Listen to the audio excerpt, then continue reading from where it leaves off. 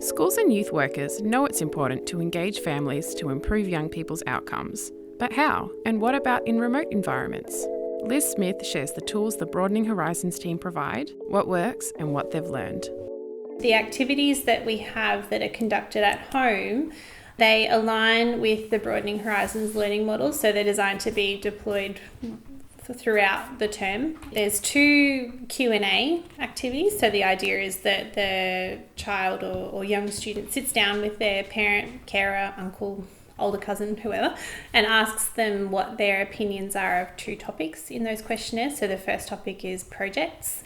The idea is that through a Q&A process, the student can say to their parent or carer, what do you think about projects? What kind of projects do you do? What skills do you think they need? And through that Q&A, it builds a conversation or capacity to have a conversation about the value of inquiry-based learning. The second Q&A is all about resilience. So it's a scaffolded Q&A where the young person can ask their parent or carer the question in a structured environment and receive answers that might teach them what their adult role models think what resilience means, and then feeding that back into the classroom and the class coming up with a special definition of resilience just for them, because it's different to everybody. There's a community walkthrough activity, which is designed to be done as a family at primary school level. At secondary school level, it's about one-on-one time, so 1 student, 1 parent or carer. And the idea is that they go through the community and take a mindful walk and ask structured questions around what they're noticing, what problems they might see, and then thinking about places in the community that make them happy, that might spark a special memory.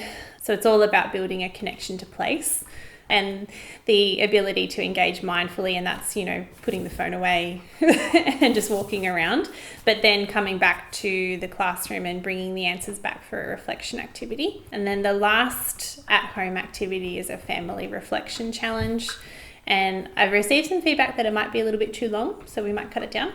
Over the space of a week, the idea is that just before dinner time or just after, family comes together and takes 10 minutes to answer a set couple of questions each day. And then the questions are different each day, so that it's encouraging active reflection within the family and also sharing that reflection in a safe space. We don't know what the uptake of that will be. That's probably the most challenging one on the list, especially for blended families where kids aren't in the same household for 7 days at a time. So there's some challenges that I need to think about to reinvent what those look like, because a lot of the tools out there for schools to deploy are not aimed at diverse families. So I think part of the work that our program can do, even though we're not engaging directly with the students that are affected by that diversity or that blended situation, is that we can provide the tools so that they can still be used in any capacity and that we're not excluding people. There's so much research around improved outcomes when families are involved in the school. So if you can capture those families where literacy isn't as high or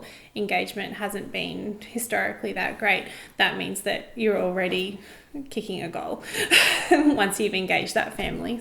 So our 3 great strategies for family engagement are: 1, structured Q&A activities where the answers are then used as class materials. 2, community-based activities that apply what young people learn to their local environment. And 3, family reflection activities that encourage safe and active discussion spaces within a household. Liz also suggests considering needs like the practical length of activities, diverse family situations, and literacy levels. This toolkit is part of YACVIG's Learning from COVID-19 series, sharing the creativity and adaptations of the youth sector. For more stories like this, visit yacvig.org.au/COVID-youth-work. Or to get in touch with the Broadening Horizons program, visit broadeninghorizons.com.au. In the next episode, we dive into how adult mentors who aren't normally youth workers can be prepared to engage safely with young people.